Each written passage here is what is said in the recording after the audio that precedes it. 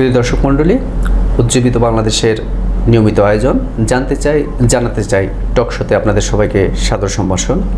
আমাদের আজকে অতিথি আছেন নারায়ণগঞ্জ মহানগর বিএনপির সদস্য সচিব অ্যাডভোকেট আবু আলী ইউসুফ খান টিপু।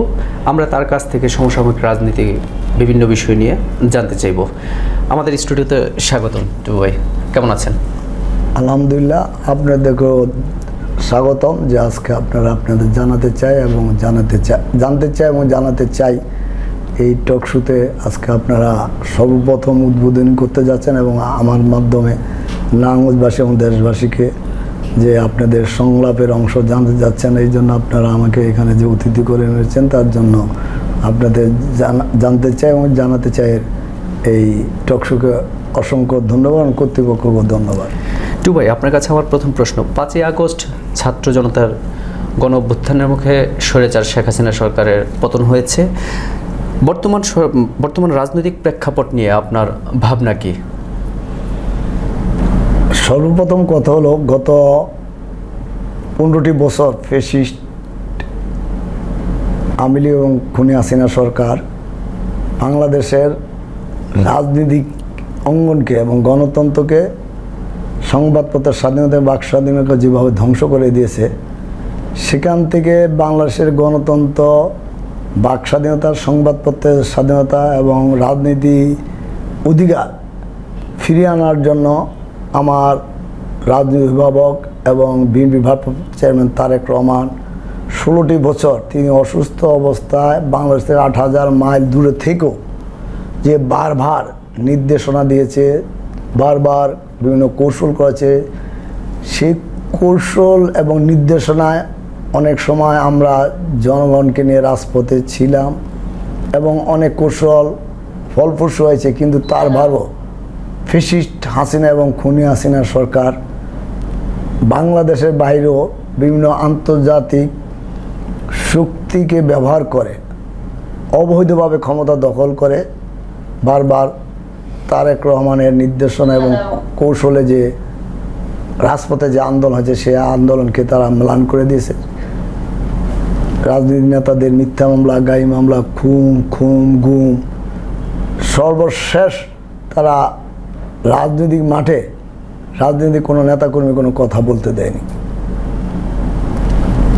তারেক রহমানকে বিভিন্ন মিথ্যা মামলায় সাজা প্রদান, আমাদের মহামাটি মানুষের নেত্রী বেগম খালেদা জিয়াকে মিথ্যা মামলায় কারারুদ্ধ করে রাখা, অবৈধ মিথ্যা মামলা, অবৈধ সাজা দিয়ে তাই কারাগার রাখা, বিএনপির জাতীয় পর্যায়ের নেতৃবৃন্দ থেকে আরম্ভ করে স্থানীয় থান, জেলা, মহানগর, ওয়ার্ড, ইউনিয়ন পর্যন্ত অঙ্গসংগঠনের নেতৃবৃন্দকে যে অজস্র মামলা দিয়ে যে হয়রানি এবং আদালত প্রাঙ্গণে ব্যস্ত রেখেছে, তারপরও তারেক রহমান একের পর এক বিভিন্ন নির্দেশনা এবং বিভিন্ন কৌশল অবলম্বন করে সবচেয়ে তার যে কৌশল ছিল, যেখানে সবচেয়ে বেশি উনি কৌশলী রাজনীতিবিদ হিসাবে সে দক্ষতার পরিচয় দিয়েছেন। গত 5ই আগস্ট বৈষম্য ছাত্রবিরোধী আন্দোলনের যে তার মুখ্য ভূমিকা, যে প্রধান নির্দেশকের ভূমিকা এবং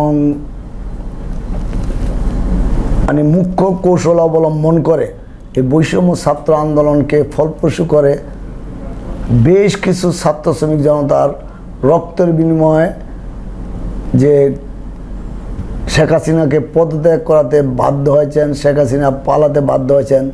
তার জন্য নারায়ণগঞ্জ মহানগর বিএনপি সহ বাংলাদেশের প্রতিটি নেতাকর্মীদের পক্ষ থেকে আমি তারেক রহমানের পক্ষে তারেক রহমানের কৃতজ্ঞতা জানাচ্ছি। পাশাপাশি নারায়ণগঞ্জ সহ বাংলাদেশের যে সকল বিএনপির নেতাকর্মীরা, যে সকল ছাত্র শ্রমিক জনতা রাজপথে ছিলেন, যাদের আত্মহত্যার বিনিময়, যাদের বিভিন্ন আঘাতপ্রাপ্তের বিনিময় গত 5ই আগস্টের আন্দোলন ফলপ্রসূ হয়েছে, শেখ হাসিনা পলাতে বাধ্য হয়েছে এবং শেখ হাসিনা পদত্যাগ করতে বাধ্য হয়েছে, তার জন্য রাব্বুল আলামিনের কাছে শুকরিয়া আদায় করছি।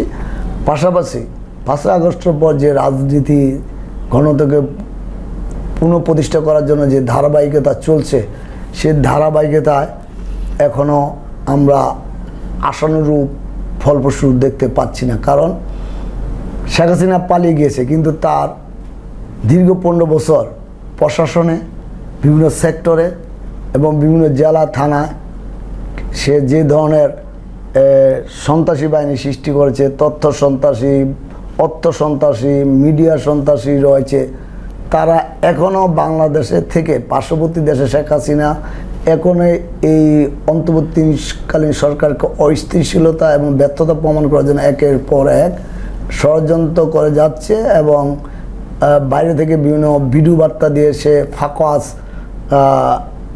বুলি ছাড়ছে, ফাঁকওয়াজে হুমকি দিচ্ছে। তার জন্য তারেক রহমান সেদিক দিয়ে সজাগ রয়েছেন এবং বিএনপির প্রতি নেতাকর্মী সজাগ থেকে বলেছেন।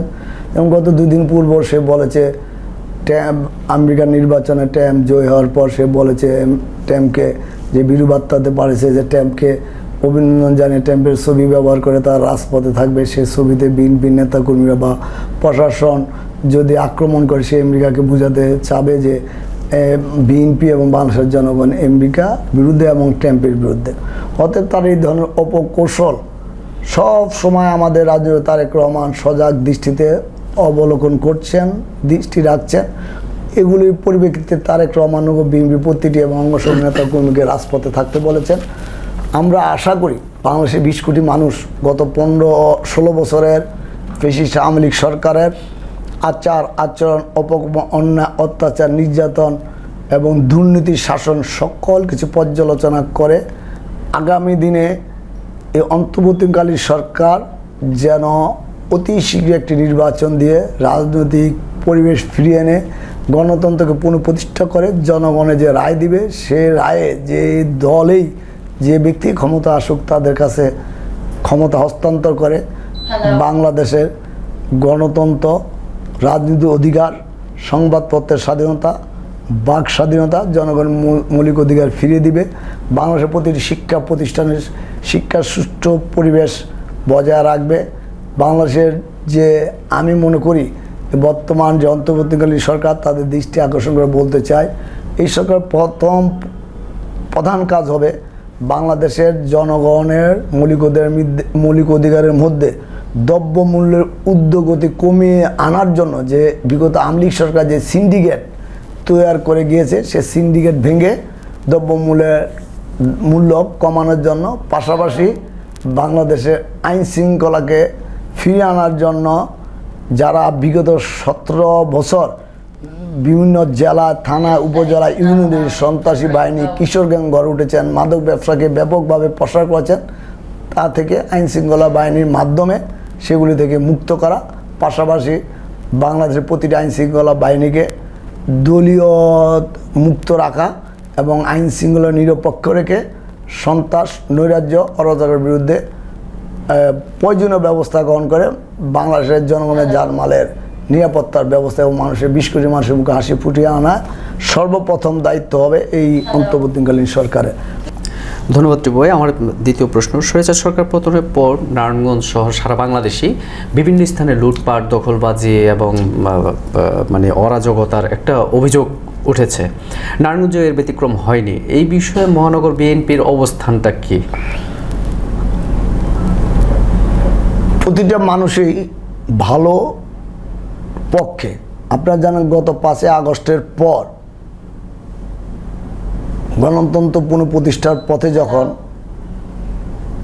শেখ হাসিনা পালিয়ে গিয়েছে, পদত্যাগ করেছে, কিন্তু তার কিছু দোষর পেতার তারা দীর্ঘ 15 বছরে তারা ওয়ার্ড, ইউনিয়ন, থানা পর্যায়ে যে তাদের যে ভিত্তি করেছে সেই শিশু কিশোর গং, সে সকল সন্ত্রাসীরা 5 আগস্টের পর স্লম পাল্টিয়ে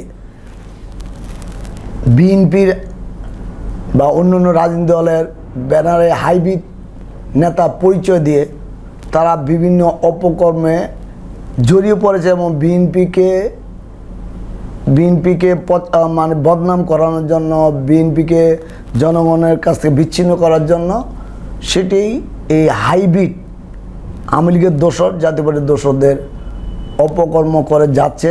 কিন্তু আমরা স্পষ্ট যে তারেক রহমান যে নির্দেশ দিয়েছে জনগণের পাশে থাকার জন্য, জনগণের যেন কোনো জানমালের ক্ষতি না হয়, কোনো আইন শৃঙ্খলা অবনতি না ঘটে, এই অন্তর্বর্তীকালীন সরকারকে সর্বত সহযোগিতা করে। আপনি দেখেন যারা বিভিন্ন হাট ঘাট বাজার বাস স্ট্যান্ডের দখলে যাচ্ছে বা করছে, তারা বিগত আন্দোলনে তাদের রাজপথে তাদের ভূমিকাটা কী? ততএব যারা রাজপথে আন্দোলন করে এত বড় একটা জনগণের সমন্বয়ে, ছাত্র জনতা শ্রমিকের সমন্বয়ে এত বড় একটা ফলাফল গণতন্ত্র পুনরুদ্ধার করেছে, কখনোই ওই রাজপথের কর্মী, ওই নির্যাতিত কর্মী, জেলখাটা কর্মী, মিথ্যা মামলায় জড়িত কোনো কর্মী চাবে না যে বিএনপির বদনাম হোক, বিএনপির দ্বারা জনগণের কাছে বিএনপির ভাবমূর্তি নষ্ট হোক। অতএব যারা যারা এগুলি করছে, আমি যেমন আমি নাম করে মুখস্থ করে বলতে পারি, দেখেন আমার মহানগর বিএনপির কোন নেতা কোন জায়গা দখল করেছে, কোন জায়গাটা দখল করেছে, দেখেন আমার ওয়ার্ড বিএনপি প্রেসিডেন্ট সেক্রেটারি, থানা বিএনপি প্রেসিডেন্ট সেক্রেটারি, আমার মহানগরের আহ্বায়ক, আমি সদস্যের যুগ্ম আহ্বায়ক, কারা কোথায় কোথায় দখল করেছে।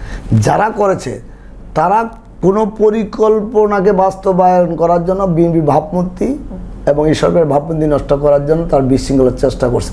কিন্তু আমরাও নারায়ণগঞ্জের জেলা প্রশাসক, নারায়ণগঞ্জের পুলিশ সুপার এবং নারায়ণগঞ্জের বিভিন্ন গোয়েন্দা সংস্থার সাক্ষী, 5ই আগস্টের দুপুর থেকে আমরা নারায়ণগঞ্জ আমাদের মহানগর বিএনপির আহ্বায়ক এবং আমি সর্বাত্মক চেষ্টা করেছি, যেখানে যখন কেউ যে কোনো ঝঞ্ঝাল বা কোনো অপকর্ম করছে, সেখানে আমরা প্রশাসন আমাদেরকে যখন অবগত করেছে বা আমরা নিজেরা খবর হয়েছে, আমরা সেখানে গিয়ে হাজির হয়ে সেটাকে প্রতিরোধ করার চেষ্টা করছি। সবচেয়ে বড় কথা হলো বিগত 16টি বছর বিএনপির নামধারী কিছু বিগত সরকারের দালাল যারা তাদের থেকে সুবিধা নিয়ে আঙ্গুল ফুলে কলা গাছ হয়েছে, এখন তারাও আবার এই বর্তমান পরিস্থিতি বিএনপির নাম ভেঙে ওই সকল সরকারি ও ফ্যাসিস্ট আওয়ামী লীগের খুনি হাসিনার দোসরদেরকে সুবিধা দেওয়ার জন্য তারা এই অরাজকতার সৃষ্টি করছে। বিভিন্ন বৈষম্যবিধি ছাত্র শ্রমিক যারা মারা গেছে সেই সকল মামলায় নারায়ণগঞ্জের গডফাদারদের বিরুদ্ধে মামলা আছে, সেই গডফাদারদের পক্ষে তাদের মামলা তুলে দেওয়ার জন্য অনেকে হুমকি প্রদান করছে। সেই হুমকি প্রদান করার কারণে যখন আমি তাদের পাশে দাঁড়িয়েছি বা বিভিন্ন জায়গায় প্রতিবাদ মিছিল বা প্রতিবাদ সভা করছি, গত 6 অক্টোবর যখন আমি বন্দরে একটি প্রোগ্রাম দখল চাঁদাবাজি সন্ত্রাসের বিরুদ্ধে এবং গডফাদারদের মামলা তুলে নেওয়ার জন্য যারা তাদের বিরুদ্ধে, তখন আপনারা দেখতে পেরেছেন নারায়ণগঞ্জের বিগত 16 বছর কারা আওয়ামী লীগ জাতীয় পার্টির মঞ্চে দাঁড়িয়ে তাদের দালালি করেছে, তাদের মঞ্চে উঠে বক্তব্য দিয়েছে, সেই সকল বিএনপি থেকে বহিষ্ক আতাউর রহমান মুকুল এবং আরেকজন বিএনপি পরিবার দাবি করে, কিন্তু তার বিগত দিনের কর্মকাণ্ড এবং আওয়ামী লীগের জাতীয় পার্টির এমপিদের মঞ্চে এবং সিটি মেয়রের মঞ্চে, শিক্ষামন্ত্রী দীপুমণির মঞ্চে উঠে যেভাবে যে আচরণ করছে, সেই আচরণে বোঝা যায় না সে বিএনপি করছে। ওই লোক তারা সেদিন এই নারায়ণগঞ্জের গডফাদার আওয়ামী লীগ জাতীয় পার্টির এই ওসমান ফ্যামিলির অপকৌশলে তাদের সাথে তাদের ষড়যন্ত্র নির্নকশ অনুসারে সেদিন তারা আমাকে বন্দর ওই পার হত্যা করার উদ্দেশ্যে আমাকে হামলা চালিয়েছে। রাব্বুল আলামিন সৃষ্টিকর্তা আমাকে সেখান থেকে রক্ষা করেছেন। আমি সৃষ্টিকর্তার কাছে কৃতজ্ঞতা জানাই। নারায়ণগঞ্জবাসী যারা এটার জন্য ধিক্কার জানিয়েছে, প্রতিবাদ করেছে, বিভিন্ন নেতাকর্মী বা বিভিন্ন রাজনৈতিক দল নেতাকর্মী যারা এটা ধিক্কার এবং প্রতিবাদ, তাদের প্রতি আমি কৃতজ্ঞতা জানাই। ধন্যবাদ টিপু ভাই। আমার আর একটা বিষয় জানার ছিল যে আপনি বলছেন যে পদধারী কেউ এই দখলবাজি কিংবা সন্ত্রাসী কর্মকাণ্ডে জড়িত হয়নি, কেউ অপরাধ করতেছে না বিএনপির, যারা করতেছে তারা দোসর আওয়ামী লীগের। তাহলে এই যে আমাদের নারায়ণগঞ্জ শহরের মূল বাস স্ট্যান্ডে কেন্দ্রীয় বাস টার্মিনালে গিয়ে বন্ধন সিটি বন্ধন বাস কাউন্টার দখল করার জন্য প্রকাশ্যে গোলাগুলি হলো বিএনপির 2 গ্রুপের মধ্যে। মহানগর স্বেচ্ছাসেবক দলের এক নেতাও ছিল সেখানে। এটা আসলে কি? দেখেন, বিগত 16টা বছর বিএনপি নেতা কর্মীদের অনেকের ব্যবসা প্রতিষ্ঠান, বাড়িঘর, তাদের কর্মসংস্থান আওয়ামী লীগ, যুবলীগ, ছাত্রলীগ দখল করে নিয়েছে। এই নারায়ণগঞ্জের গডফাদার ওসমান পরিবার, সন্ত্রাসী বাহিনী, সন্ত্রাসী আইয়ুব আলী এবং এই লিটন দেলোয়া তারা দখল করে নেয়। তারা এখনও এই অন্তর্বর্তীকালীন সরকার আমলে, গণতন্ত্র পুনঃ আমলও তারা নারায়ণগঞ্জের কিছু লোকের ছত্র ছায়া তারা এখন ওই বন্ধন সিটি বাস যেটা মাহবুবুল্লাহ তপন থেকে ওই কোম্পানি দখল করেননি, তারা সেখানে সিটি বন্ধন রেখেছে। ওদিন কি যে ঘটনা ঘটেছে সেটা আমরা কেউই জানি না, কিন্তু পরে আমরা পুঙ্খানুপুঙ্খানুভাবে তদন্ত করে দেখতে পেলাম যে মাহবুবুল্লাহ তপন সেদিন কোনো সিটি বন্ধন বাস কোম্পানি দখল করতে যায়নি। সে তার প্রতিষ্ঠিত ব্যবসা এই কোম্পানি পরিবহন ব্যবসা কোম্পানি বন্ধন বাস, সেখান থেকে পুনরায় যেহেতু গণতন্ত্র ফিরে এসেছে, যার যার ব্যবসা শেষে করবে, যার যার কর্ম শেষে করবে, বন্ধন বাস কোম্পানি সে চালু করতে গিয়েছে। সেই সিটি বন্ধনের লিটন দেলোয়ার সে তার সন্ত্রাসী বাহিনী দিয়া এই মাহবুবুল্লাহ তপন এবং সাকাওয়াত ইসলাম স্বেচ্ছাসেবক দলে যে সাকাওয়াত ইসলাম রানার উপরে হামলা চালিয়েছে। আমরা পরবর্তী বিভিন্ন ভিডিওতে বা বিভিন্ন ফটো পত্রিকার স্থানীয় পত্রিকার ফটো সেশনে যেটা দেখতে পেলাম, সেখানে মাহবুবুল্লাহ তপন বা সাকাওয়াত ইসলাম রানা কোনো হামলা করেনি বা তাদের লোকজনের হাতে কোনো অস্ত্র দেখা যায়। কিন্তু ওই লিটন পরিবহন সিটি পরিবহন বন্দরের দাবিদার ভারপ্রাপ্ত চেয়ারম্যান এবং এমডি দেলোয়ার যে খুনি নারায়ণগঞ্জের সন্ত্রাসীর গডফাদার আজমির ওসমানের দোসর, যার বিভিন্ন ছবি আমরা দেখতে পেরেছি, সে দেলোয়ার তার বাহিনী দিয়ে তাদের উপর হামলা চালিয়েছে। তার দেলোয়ার এবং লিটনের বহিরাগত সন্ত্রাসীরাদের বিভিন্ন অস্ত্র দেখা গেছে। অতএব আমি বলবো সেটা বিএনপির কোনো ব্যাপার না, সেটা হলো ব্যবসায়িক ব্যাপার। কারণ 15-16 বছর যারা ব্যবসা করতে পারে না, তাদের বিভিন্ন ব্যবসা প্রতিষ্ঠান, তারা তো তাদের ব্যবসা প্রতিষ্ঠান পুনরুদ্ধার করতে চাবে।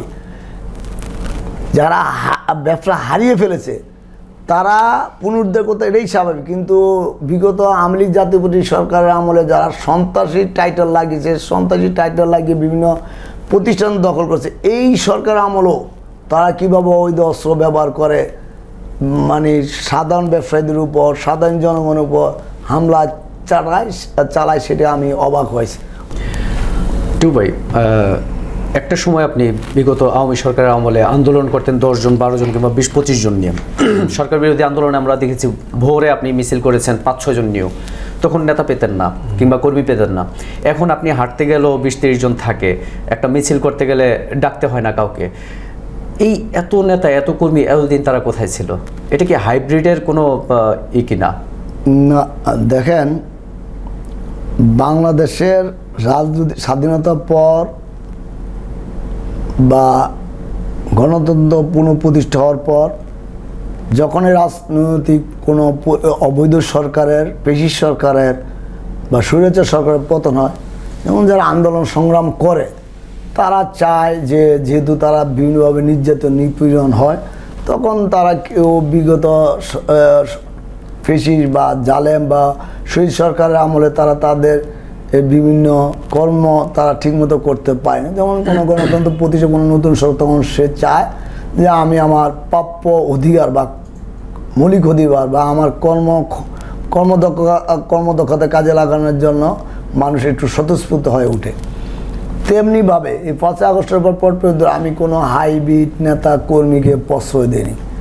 আমি এখন মিছিল করলে, এখন আগে যেমন মিছিল করতে গেলে অনেকে ভয় পেয়েছে। কেন ভয় পেয়েছে? পুলিশের হামলা, আওয়ামী লীগের হামলা, মিথ্যা মামলা, গায়ে মামলা, গুম। কোনো মায়ের সন্তানেরাই চায় না যে তার ছেলে, কোনো বোন চায় না তার স্বামী, কোনো সন্তান চায় না তার বাবা রাজনীতি করতে গিয়ে হামলা মামলার শিকার হয়, রাত্রে বাড়িতে যাপন করে কেউই চায় না। তখন বিভিন্ন ভয়ভীতির কারণে অনেকে মিছিল মিটিং আসতে ভয় পারত। কিন্তু আমি এবং আমার সাথে যারা ছিল, তখন নারায়ণগঞ্জের গডফাদারদের রক্ত চক্ষুকে উপেক্ষা করে, প্রশাসনের রক্ত চক্ষুকে উপেক্ষা করে আমার রাজনীতি তারেক রহমান এফিসিয়েন্সির পতনের আন্দোলনকে ত্বরান্বিত এবং যে আন্দোলন কর্মসূচি আমি রাজপথে থাকা চেষ্টা করেছি এবং আমার দায়িত্ব, নৈতিক দায়িত্ব পালন করার আমি চেষ্টা করি। যে আমি যেহেতু রাজনীতি একটি পদ বহন করি, আমার অবশ্যই দলের প্রতি এবং এদেশের জনগণের প্রতি একটি নৈতিক দায়িত্ব। সেই নৈতিক দায়িত্ব পালনের রক্ষা করতে গিয়ে আমাকে রাজপথে থাকতে হয়েছে।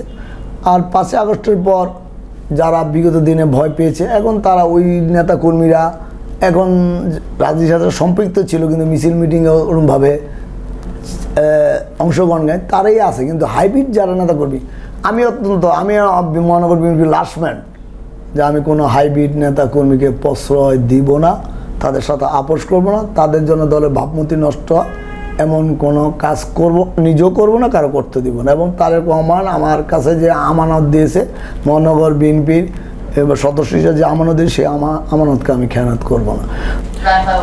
শেষ প্রশ্ন টিপু ভাই আপনার কাছে, বিরোধী দলে থাকা অবস্থায় আপনার উপরে হামলা হয়েছে প্রকাশ্যে, নিজ দলের নেতাকর্মী দ্বারা আপনি সমাবেশ করতে গিয়ে হামলার শিকার হলেন। আওয়ামী সরকার পতনের পর বন্দরে আপনার উপরে আপনার দলের নেতাকর্মীরাই হামলা করলো। মহানগর বিএনপির এই নেতৃত্বের এটা কি কোনো দুর্বলতা, নাকি তাদের ব্যর্থতা, নাকি অন্য কিছু এখানে লুকায়িত? দেখেন, একটা পরিবারের যখন বাবা মা অভিভাবকের দায়িত্ব পালন করে, তাকে অনেক দায়িত্ব নিতে হয়, সেখানে তার সফলতা থাকে, ব্যর্থতা থাকে। তো একটা রাজনৈতিক দলের একটা ইউনিটের আহ্বায়ক বা সদস্য সচিব বা সভাপতি সেক্রেটারি, তাদের অনেক দায়িত্ব থাকে। বিরোধী দল অবস্থায় যারা আমাদের সমাবেশকে ভেঙে দেওয়ার জন্য হামলা চালিয়েছে, তারা নির্বুদ্ধির পরিচয় দিয়েছে। তারা পরে তাদের ভুল বুঝতে পেরে তারা ক্ষমা প্রার্থী হয়েছে, সরি বলেছে। এখন অভিভাবকের কাছে সন্তানরা সবসময় ক্ষমা প্রার্থী বা দুঃখ পাবে, এটাই স্বাভাবিক। যেহেতু তারা আমার দলের কর্মী, তারা ভুল বুঝেছে বা তাদেরকে কেউ মিসগাইড করেছে যে তারা কাজটা ঠিক করে নাই, সংগঠনের জন্য সঠিক হয় নাই, তারা যখন আমার কাছে এই ব্যাপারে দুঃখ প্রকাশ করেছে, ক্ষমতা হয়েছে, আমি এবং আমার মহানগর নেতৃবৃন্দ তাদেরকে ক্ষমা করে দিয়েছে। এখন তারা আমাদের সাথে কাজ করে। তাদের উদ্দেশ্য ছিল যে মনে হয় আমাদের ওই সমাবেশ বা ওই প্রোগ্রাম ভেঙে দিলে আমরা ভয় পেয়ে যাব। গডফাদারদের রক্তচক্ষুকেই, আওয়ামী লীগ প্রশাসনের রক্তচক্ষুকে, আয়না ঘরকে, খুন গুমকে ভয় পায়নি। আর তা আমাদের নিজের দলের নেতাকর্মীরা ভুল বুঝে আমাদের উপর হামলা করছে, সেটাকেও আমরা ভয় পাই নাই, পাচ্ছি না, পাবো না। আর এখন যারা আমার উপর হামলা করেছে, পূর্বে যারা বিরোধী দল অবস্থা হামলা করেছে, তারা আমাকে হত্যার উদ্দেশ্যে হামলা করেনি। আর এখন যারা হামলা করেছে, তারা বিগত আওয়ামী লীগ সরকার আমলে বিএনপি পরিবার দাবি করে, কিন্তু তারা আওয়ামী লীগ জাতীয় পার্টি সরকারের এমপি এবং আওয়ামী লীগের সরকারি দল থেকে বিভিন্ন সুবিধা ভোগ করেছে।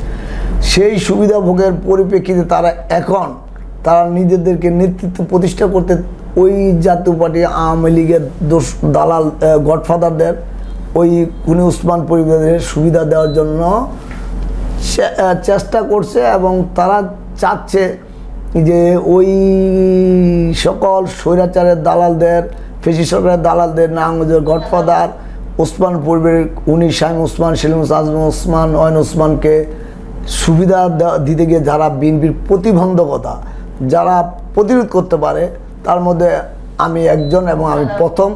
এই জন্য তারা ওই ওসমান পরিবারের অপকৌশল হিসাবে তাদের নীলনকশা, সেদিন যারা হামলা করেছে, কোনো বিএনপির নেতা কর্মী, কোনো দেশপ্রেমিক নেতা কর্মী, শহীদ জিয়ার নেতা কর্মী, খালেদা তারেক রহমান নেতা কর্মী আমার হুমলা, তারা হলো বিগত ফেসি সরকারের দালাল এবং বন্দরের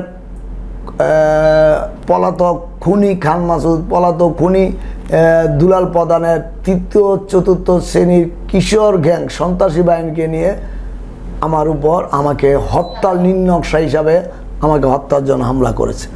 অতএব আল্লাহর অশেষ রহমতে আল্লাহ আমাকে বাঁচিয়ে রেখেছে। নারায়ণগঞ্জবাসীর দোয়া, আমার পরিবার দোয়া, নারায়ণগঞ্জের রাজনৈতিক দলের বিভিন্ন নেতৃবৃন্দের দোয়া এবং নারায়ণগঞ্জের মিডিয়া, সমাজ, সংবাদপত্র, পিডিএম মিডিয়া, তাদের দোয়ায় আমি আবারও রাজনীতি অঙ্গনে ফিরে এসেছি। আমি এইটুকু বলে বলতে পারি, আমি কোনো সন্ত্রাসী, কোনো অস্ত্র, কোনো খুন গুম, কোনো আয়নাঘরকে ভয় পাই না। যেহেতু রাজনীতি করতে এসেছি, এটুকু আল্লাহর উপর ভরসা যে আল্লাহ যেদিন জন্ম দিয়েছেন মৃত্যু হবে। কোনো প্রতিবন্ধকতা, কোনো বাধা, কোনো খুন গুম আমাকে রাজনীতি অঙ্গন থেকে দাবি রাখতে পারবো না। আমি কোনো অপশক্তির কাছে এবং কোনো জাতীয় পার্টি আওয়ামী লীগের দালালদের কাছে এবং নারায়ণগঞ্জে খুনি উসমান পরিবারে যারা বিগত দিনে বিএনপির নামদারি পরিবার হয়ে দালালি করছে, তাদের কাছে আমি মাথা নত করব না। অতীত করি না, এখনও করছি না, ভবিষ্যতে করব না। আমি তারেক রহমান, উনি আমার রাজনৈতিক অভিভাবক, উনি আমার বিএনপি ভারপ্রাপ্ত চেয়ারম্যান, হাইকমান্ড, এবং মামা ডিসনেতি বেগম খালেদা জিয়া বিএনপি চেয়ারপারসন, ওনাদের নির্দেশে, ওনাদের পরিবারের নির্দেশে আমি রাজপথে আছি এবং রাজনৈতিক কর্মকাণ্ড, সাংগঠনিক কর্মকাণ্ড চালিয়ে গিয়ে যাচ্ছি এবং যে পর্যন্ত আমার উপর তারেক রহমান বিশ্বাস রাখবে সে পর্যন্ত আমি তার প্রতিটি নির্দেশ পালন করবো, যেমন দলের প্রতিটি কর্ম আমি সফল করার চেষ্টা করব। আর আজকে আপনারা আমাকে এখানে জানতে চাই এবং জানাতে চাই এই সংলাপে আমাকে ডেকে, যে নারায়ণগঞ্জবাসীকে যেটা জানানোর জন্য আমাকে এই সংলাপে ডেকে এনেছেন, তার জন্য আমি নারায়ণগঞ্জ মহানগর বিএনপি এবং আমার ব্যক্তিগত তরফ থেকে আপনাদেরকে সাধুবাদ, অভিনন্দন এবং শুভেচ্ছা। এবং আপনাদের এই নারায়ণগঞ্জের সকল মিডিয়ার কাছে আমি কৃতজ্ঞ। নারায়ণগঞ্জের পেশ media, electronic media, online media আমার রাজনৈতিক কর্মকাণ্ডে এবং আমার দুর্দিনে আমার পাশে ছিলেন। আমি আশা করি ভবিষ্যতে তারা থাকবেন, বর্তমানও আছে। সবাইকে ধন্যবাদ। ধন্যবাদ সবাইকে। আমাদের আজকের এই অনুষ্ঠান জানতে চাই এবং জানাতে চাই আজকের মতো এখানেই শেষ করছি। দেখা হবে আগামী পর্বে। ধন্যবাদ।